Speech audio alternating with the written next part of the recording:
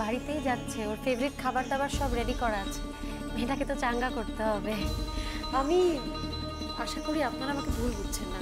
I am so sorry, আমি নিতে পারছি না। না না ঠিক আছে। আসি তার। হ্যাঁ হ্যাঁ নমস্কার।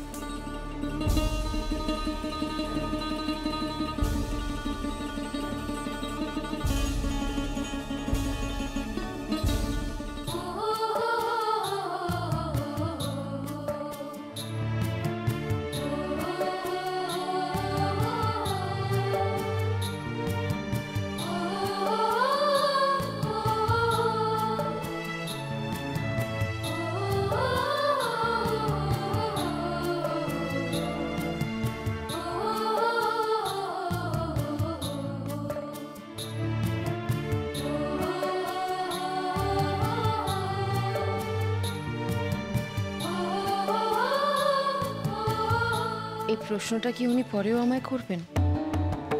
অনন্যা আমার নাম জানলো কি করে? আর তখন যদি আমি সত্যি কথা বলি উনি কি খুব বেশি রেগে যাবেন?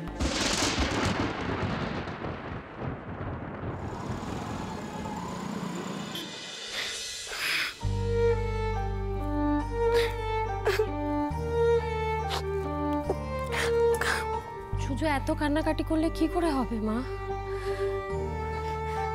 আচ্ছা তুই এত কাঁদলে আমি কি করব বলতো?